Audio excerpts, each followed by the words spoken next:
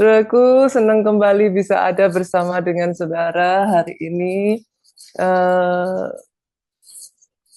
izinkan saya menyampaikan satu pesan firman yang I think it's very simple ya, saudara. Saya akan beri judul firman Tuhan hari ini, nilai hidup. Dan saya akan mengajak saudara terlebih dulu kita baca dari Yesaya pasalnya yang ke-43, ayatnya yang keempat. Oleh karena engkau berharga di mataku dan mulia, dan aku ini mengasihi engkau. Hari ini saya tidak tahu dengan keberadaan saudara masing-masing saat ini yang ada di New York ataupun saudara yang mungkin ada di Indonesia. Buat saudara yang hari-hari ini mungkin saudara merasa, Pastor, kayaknya kok sudah capek ya jatuh bangun gitu, capek, kalah terus. Kadang kalau bahkan kayak melihat diri saya sendiri saja kayaknya nggak ada nilainya seperti itu. Simply firman Tuhan hari ini ingin berbicara buat setiap saudara. Di matanya you are precious. Senggol kiri kanan saudara katakan, yes, you are precious. Not only bukan hanya saudara itu berharga di matanya, saudaraku. Tetapi firman ini mengatakan engkau mulia. You are honorable. Engkau bukan anak-anak gampangan. Engkau bukan anak biasa. But you are honorable. And on top of that, di atas semuanya itu, dia berkata, I have loved thee. Aku ini mengasihi engkau. In case ada di antara saudara yang hari-hari ini merasa, Pastor, not even my family accept me, bahkan mungkin tidak ada orang-orang di sekitar saya yang bisa meng-appreciate saya. But he said, yes, I have loved you. Segitunya dia mengasihi engkau, saudara. Sampai-sampai boleh saya ajak saudara untuk buka di dalam Mazmur pasalnya yang ke-8. Mazmur pasalnya yang ke-8 ayatnya yang kelima mengatakan, apakah itu manusia sehingga engkau mengingat dia?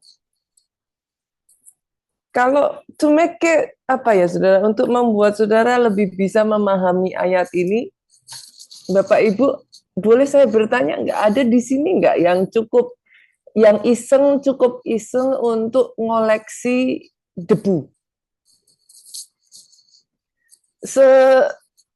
Sesayang-sayangnya saudara sama rumah, kayaknya ya saudaraku,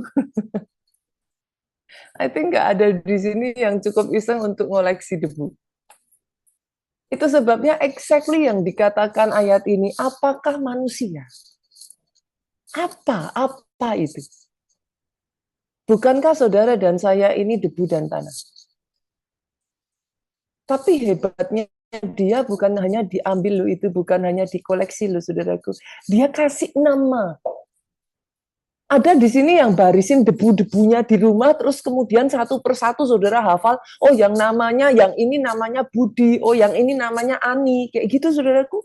I don't think so. Tetapi ayat ini berkata, segitunya dia mengasihi engkau.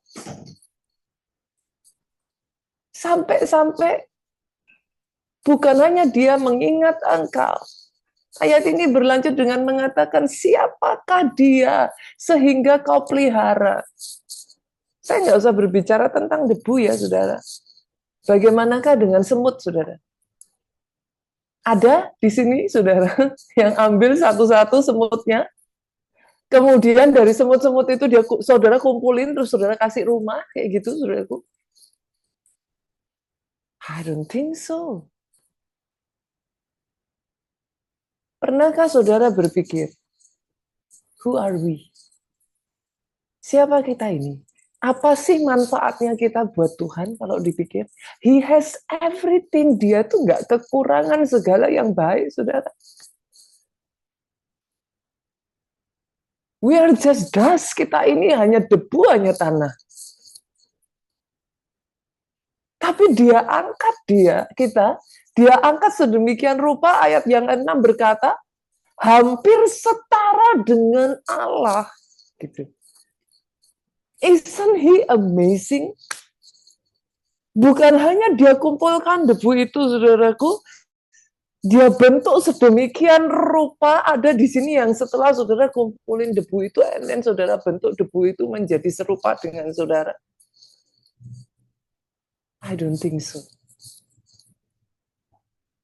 Bukan hanya dia kumpulkan satu persatu debu itu ya saudara, ayat 6 ini mengatakan, kau mahkotai dia dengan keagungan dan kehormatan.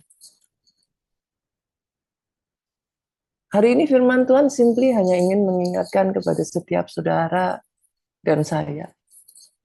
That's how precious you are. In case menghadapi semua yang ada di sekeliling saudara, dan itu membuat saudara melupakan for a while seberapa nilai hidup saudara. Saya hanya ingin mengatakan di hadapan Tuhan, engkau precious. Sadari yuk nilai hidupmu. Kenapa? Karena semua itu dimulai dari sebuah kesadaran, saudaraku. Kalau engkau menyadari segitunya nilai hidupmu, dan by the way, saudara, dia buktikan itu dengan mati di atas kayu salib buat saudara dan saya. That's how precious you are. Maka saudara tidak akan mengizinkan perkataan orang di sekeliling saudara untuk merusak hidupmu. Kalau engkau menyadari, start with satu kesadaran gitu. Segitunya engkau di hadapan Tuhan, maka saudara tidak akan mengizinkan apa yang terjadi, situasi dan kondisi di sekelilingmu, untuk menghancurkan apa yang dia punya atas kehidupanmu, sebab yang saya tahu, no matter what you are in right now, for I know the plan I have for you, kata Tuhan.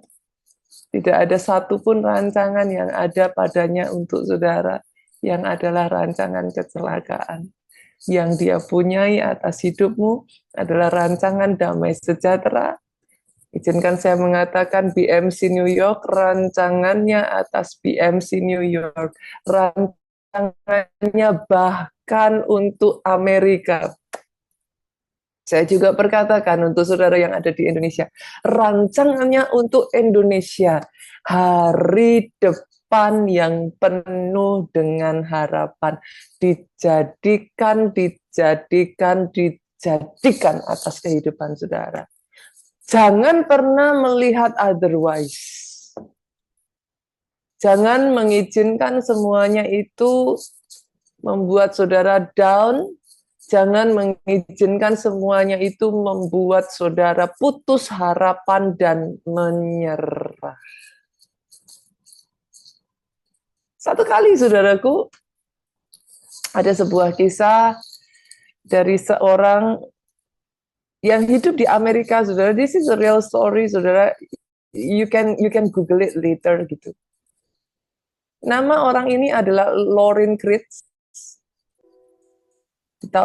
Loren Kritz, saudaraku. Di tahun 2007, saudara. Loren mengalami sebuah kecelakaan mobil yang membuat kakinya patah dan bahkan satu kakinya harus diamputasi. Of course, dengan keadaan itu, saudaraku, membuat Loren kesulitan di dalam keuangannya sehingga keuangannya cukup terpengaruh, saudaraku. Padahal dia masih harus menghidupi keluarganya dan dia masih harus berjuang untuk anak-anaknya.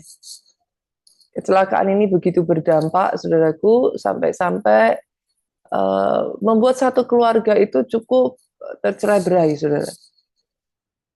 Di tengah semuanya itu yang dimiliki Loren hanyalah sebuah selimut tua yang diwariskan oleh neneknya, gitu. Selimut ini sudah sangat usang, saudara. Sampai-sampai bahkan anggota keluarga yang lain pun tidak mempedulikan selimut ini, dan selimut ini benar-benar sudah tidak kayak apa ya, saudara. Even kayak di rumah ya dipakai, kadangkala saudaraku didudukin, kadangkala selimutnya ya sedikit-sedikit dipakai buat ngepel-ngepel lah, saudara. Naturally, saudaraku, dia beralih fungsi. Ya, kalau nggak dipakai untuk ngepel-ngepel sedikit, ya dipakai untuk ngelap-ngelap, kayak gitu, saudaraku. Benar-benar ini selimut sudah usang, dan selimut ini udah nggak kepake, saudara. Buat ibu-ibu, saya nggak tahu kalau di Amerika, tapi kalau saudara masih ingat di Indonesia, kadangkala saudara punya, ingat nggak ya, apa punya barang yang kayak baju yang udah nggak kepake, kayak gitu, tapi mau dibuang sayang gitu kan. Nah, tapi itu baju sudah nggak ada gunanya, kayak gitu. Nah, karena mau dibuang sayang, akhirnya dia beralih sedikit fungsionalnya, saudaraku. Saudara taruh dia mungkin ya buat keset kayak gitu, ataupun saudara taruh ya gitu, saudara. Ya itu gitu, mau buang kayak gitu. Nah, malah kira tipis dengan selimutnya Loren ini, saudara. Fungsionalnya sampai suatu hari, saudara, di tahun 2000, Loren ini melihat sebuah tayangan televisi yang berjudul Antique Roadshow, saudara. Nah, di dalam tayangan ini kurang lebihnya, saudaraku, Loren ini melihat bahwa mereka membahas tentang aneka barang-barang yang cukup unik dan cukup antik, yang punya nilai yang cukup besar gitu, saudara. Nah, pada saat Loren melihat tayangan ini, sambil dia santai-santai, dia melakukan pekerjaan yang lain, saudara, di rumahnya, dia kaget, saudara. Karena tiba-tiba dia melihat sebuah benda yang sangat familiar dipajang di tayangan ini. Dia dekatkan matanya, saudaraku, dia dekatkan wajahnya ke tayangan ini, dan dia berkata dalam hatinya, kok kayak familiar ya? Ini kok mirip selimut yang ada di rumahnya, gitu, saudara. Dan rupa-rupanya benda ini sedang, tayangan ini sedang membahas benda yang bernama selimut Navajo. Saya nggak tahu apakah saudara pernah mendengar tentang selimut ini, saudaraku. Dan by the way, saudara, di dalam tayangan ini dikatakan selimut ini punya nilai jutaan dolar. Loren sangat kaget dan tidak percaya, saudaraku. Tetapi dia berpikir, it looks the same gitu. Terlihat sangat mirip sekali dengan apa yang ada di rumah saya. Just to make it sure, saudara, akhirnya Loren bersama dengan istrinya mengundang seorang ahli untuk datang ke rumah mereka dan menilai si selimut yang udah usang ini. Selidik punya selidik, setelah diperhatikan oleh ahli, saudaraku, ternyata benar. Selimut usang yang dimiliki oleh Loren yang selama ini digeletakkan di rumahnya, dipakai bahkan menjadi, maaf saudara, keset, dipakai bahkan menjadi kain pel, saudaraku, ternyata adalah selimut yang bernilai jutaan US dollar, saudara. Dan akhirnya satu hari, saudaraku, Loren membawa selimut ini ke sebuah rumah lelang di California. Dia datang ke rumah lelang itu sebagai seorang yang miskin. Dia keluar dari rumah lelang itu sebagai miliarder, saudara. Karena selimut itu terjual seharga 1,5 juta US dollar. Kira-kira lo, if that is you, kalau itu saudara, kira-kira, dan saudara menemukan bahwa nilai selimut itu ternyata adalah 1,5 juta US dollar, apakah saudara akan pakai selimut itu untuk ngepel rumah, saudara? Come on. Bahkan by the way, selimut itu sempat dipakai untuk tidur anjingnya, saudaraku. If that is you, saya rasa setelah Loren mengerti arti dan nilai dari selimut ini, yang tadinya anjingnya pakai untuk tidur, kali ini mungkin loh saudara, anjingnya deket aja udah mungkin siu siu siu siu siu menjauh gitu. Selimut yang tadinya cuma diinjak-injak, dipakai jadi keset, dipakai ngepel, mungkin disayang-sayang, dilap satu-satu, saudaraku, berusaha dibersihkan satu persatu, saudara. What's my point? What's your point, Pastor? This is my point. Kalau saudara, I wish seandainya saudara mengerti seberapa berharganya saudara, you will not gonna treat yourself the same. Di mata Tuhan, you are not only precious, you are honorable, and on top of everything, dia mengatakan, I have loved you. Aku bukan mengasihi engkau saat ini ketika engkau sudah baik. Aku bukan mengasihi engkau because of what you do. Aku bukan mengasihi engkau karena engkau mengadakan ibadah dan karena engkau melayani aku. No, stop it, saudara. Even before you do everything, bahkan sebelum saudara mengerjakan semua yang saat ini saudara kerjakan, even bahkan saat saudara masih berdosa, dia mengatakan, I have love you. Pastor, terus kenapa Pastor mengatakan semuanya ini? Karena hopefully saudara, setelah sekarang saudara menyadari arti dan nilai hidupmu, now everything start to change. Dimulai dari yuk upgrade dirimu. Sama-sama selimut itu boleh nilainya jutaan dolar ya, saudara. Tapi kalau oleh Loren dan keluarganya tetap diperlakukan dengan cara yang tidak semestinya. Sehebat-hebatnya itu selimut, nilainya bisa turun loh. Don't you think it's the same with us? Kalau engkau tidak memperlakukan itu dengan baik, yes, nilainya bisa turun. Ibu-ibu di sini saya rasa saudara tahu apa yang saya maksudkan. Jujur, ibu-ibu. Jujur. Seringkali kita ini juga sering pilih kasih loh. Saya buktikan perkataan saya ya. Apakah saudara memperlakukan tas saudara semuanya sama? Satu dengan yang lainnya? Ayo, jujur. Coba kalau ini saya ada posisi ada di Indonesia ya Pak. Saya nggak tahu kalau di Amerika di mana. Tapi kalau di Indonesia, saudara yang in case saudara pernah tinggal di Jakarta dan saudara masih ingat, let's say saudara beli tas di pasar baru yang harganya cuma 50.000.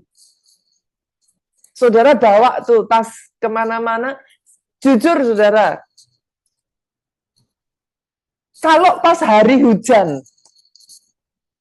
saudara kebetulan lagi bawa tuh tas, apa enggak ya dibeginikan, saudara, tasnya. Tapi kalau yang saudara bawa kremes, ayo, hari hujan, itu tas dibeginiin atau lebih baik saudara lindungi itu tas yang kena hujan saudara. See? If you know how much you worth, kalau seandainya saudara tahu betapa berharganya saudara, you will not treat yourself saudara nggak akan memperlakukan diri saudara dengan sembrono. Itu sebabnya saya ajak, boleh nggak Bapak Ibu? Now that you know how much you worth, upgrade yourself. Ayo kita bangun kembali hidup kita. Jangan terus memperlakukan diri kita dengan sembarangan. Jangan hidup sembarangan. Upgrade diri saudara. Dan upgrade diri saudara dimulai dari sederhana. Yuk, upgrade perkataanmu. Ibu-ibu tahu yang saya katakan ya di sini. Ayo kita mulai upgrade perkataan kita. Jangan ngomong yang sembarangan. Karena tahukah saudara, perkataanmu berkuasa. Khususnya saya berbicara untuk ibu-ibu. Kenapa? Ibu-ibu itu kalau ngomong, mantep pol, saudara. Betul? Ada nggak ibu-ibu di sini sama-sama kalau mau ngomong saudara sakit hati? Ada nggak yang ngomongnya cuma kayak gini? Aduh Pak Yongki, saya sakit hati. Atau ada nggak kalau saudara mau ngomong sakit hati, Pak, sakit loh Pak. Sakitnya tuh di sini Pak. Saudara bisa mengerti yang saya maksudkan? Ibu-ibu tuh kalau ngomong menjiwai, saudara. Menghayati. Itu sebabnya ibu-ibu itu terbaik kalau jadi sales. Pasti laris manis. Hati-hati dengan perkataanmu. Kenapa? Dengan perkataan yang sama, engkau bisa membangun keluargamu, engkau bisa membangun suamimu, engkau bisa membangun anak-anakmu, tetapi dengan perkataan yang sama, yes, you can destroy them.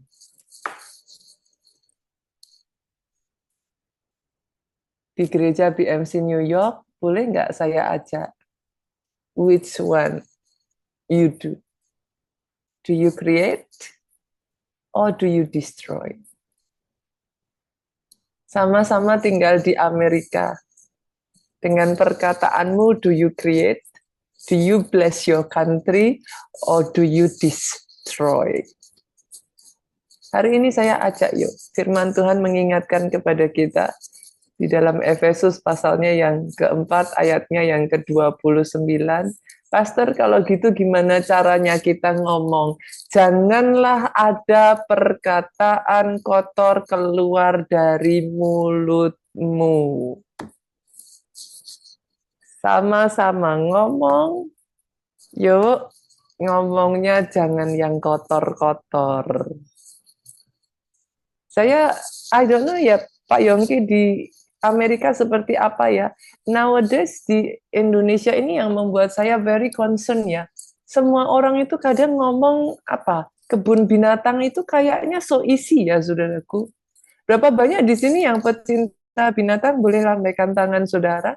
Berapa banyak di sini yang punya anjing, saudaraku? I don't know di Amerika berapa banyak yang punya anjing ya orang. Oh ada juga ya. Bu William namanya siapa ya Bu? Punya anjing juga ya? Iya, Sisilia namanya. Oh, Sisilia ya. Punya anjing juga. Ada nggak yang lain juga yang sama-sama punya anjing? I think saya cukup nggak terima loh, saudara. Hari-hari ini sedikit-dikit di Indonesia itu anjing tuh disebut-sebut kemana-mana gitu, saudara. As though it's something cool.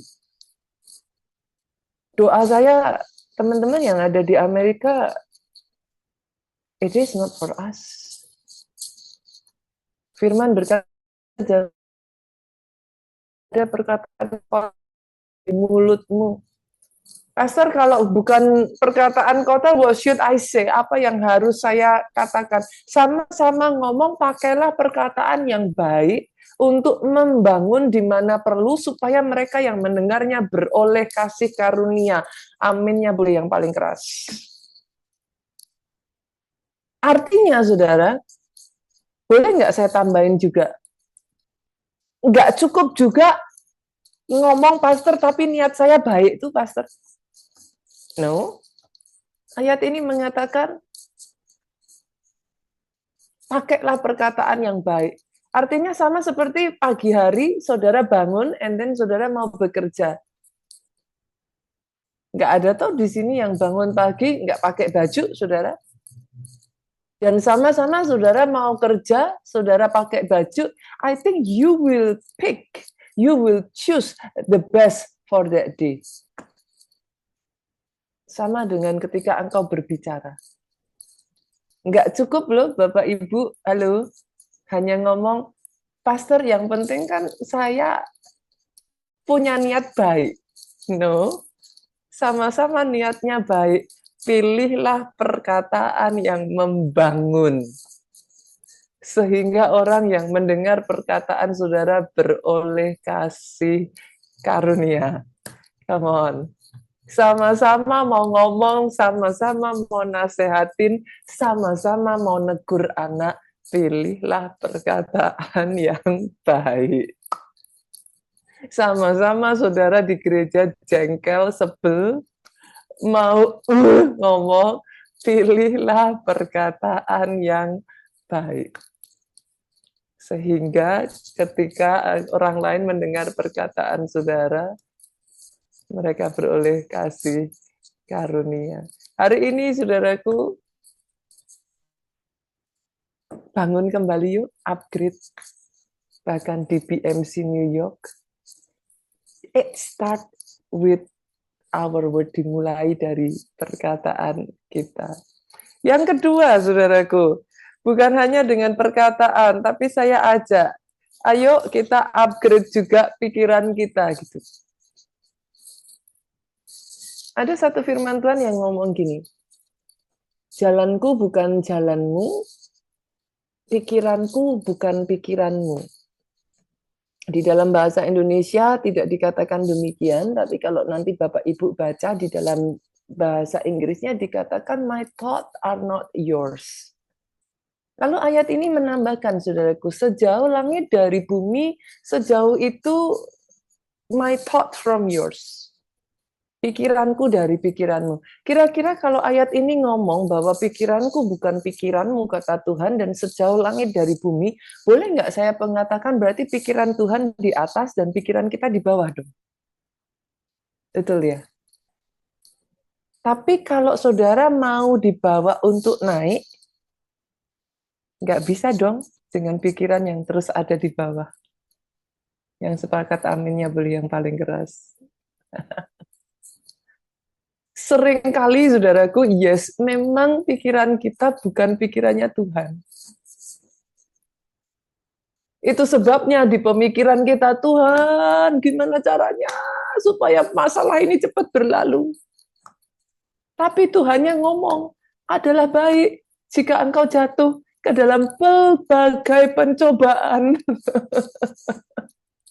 Nyebelin toh, saudaraku. Itu sebabnya firman tuh ngomong, my thoughts are not yours, my way are not yours. Siapa bilang jadi orang Kristen nggak ada yang namanya masalah. Justru Tuhan ngomong, adalah baik kalau engkau jatuh ke dalam pelbagai masalah. Why? Karena firman ngomong supaya dari situ muncul ketekunan. Di ayat lain mengatakan ketekunan itu memunculkan tahan uji. Halo, boleh nggak saudaraku? Kalau mau dibawa naik ke atas, kita juga upgrade yuk pikiran kita. Jangan-jangan kita terus memikirkan yang di bawah. Sama-sama di gereja, banyak orang ngomong, Pastor, itu katanya kan orang Kristen. Orang Kristen kok kayak gitu? Tapi sadarkah saudara, besi menajamkan besi, manusia menajamkan sesamanya. Di benak kita, Pastor saya nggak suka yang tajam-tajam, saya nggak mau yang kayak begitu.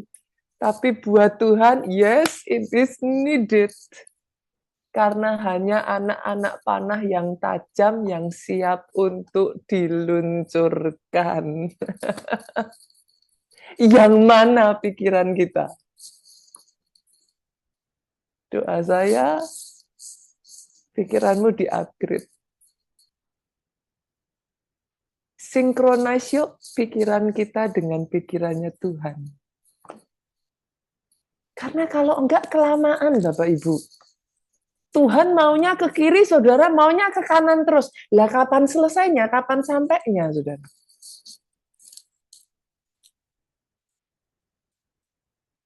Biarlah pikiran saudara, sama seperti perkataan Rasul Paulus, menjadi pikiran Kristus.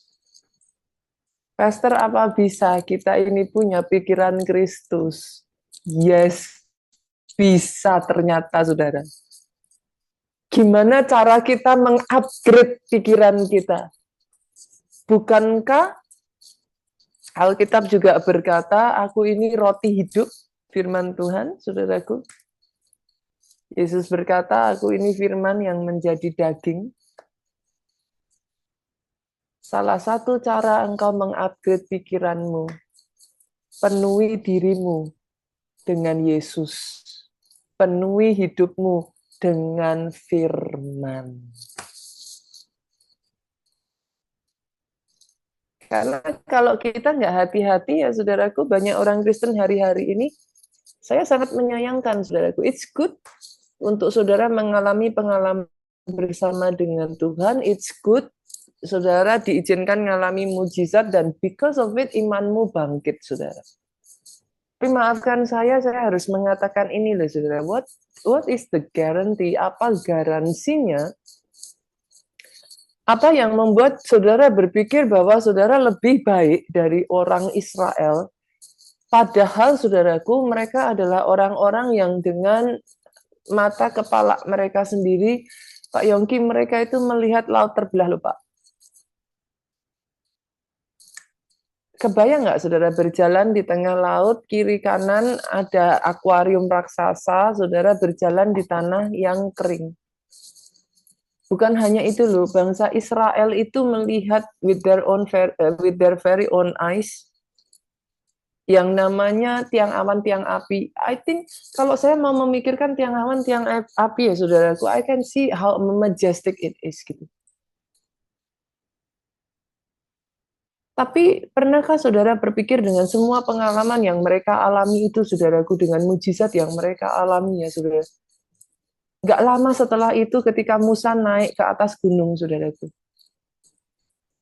The very same nation yang melihat semuanya itu dengan mudahnya berbalik dan membuat patung lembu emas.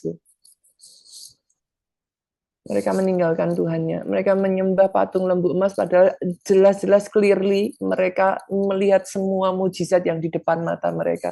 Berapa banyak orang Kristen kalau nggak hati-hati ya saudaraku, ketika engkau ditolong Tuhan, engkau ngomong, yes Tuhan itu hidup, yes Tuhanku dahsyat. Tapi ketika diizinkan masalah terjadi, engkau berkata, enggak Tuhan-Tuhanan lagi. Doa saya hari ini terjadi yang namanya upgrade pikiran. Pikiranmu diangkat menjadi pikiran Kristus.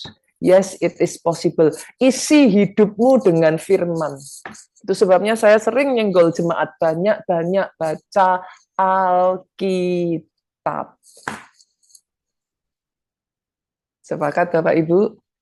Yang ketiga, yuk, jaga hatimu dengan segala kewaspadaan, Amsal 4 ayatnya yang ke-23. Karena dari situlah terpancar kehidupan. There is a reason loh saudaraku, ada alasan kenapa kita sebagai orang Kristen, kita orang-orang benar tidak hidup oleh perasaan, tidak hidup oleh pikiran. Karena perasaanmu bisa mengombang-ambingkan engkau, pikiranmu bisa menyesatkan engkau. Itu sebabnya orang benar hidup oleh iman. Yes, hari ini yang kau rasakan nggak enak. Yes, hari ini you feel not good. Engkau mungkin ngerasa galau. Jangan hidup karena apa yang engkau rasakan. Yes, mungkin hari ini engkau melihat keluargamu nggak baik-baik saja. Jangan hidup karena apa yang kau lihat. Kalau suami yang sama yang tadinya baik bisa jadi nggak baik.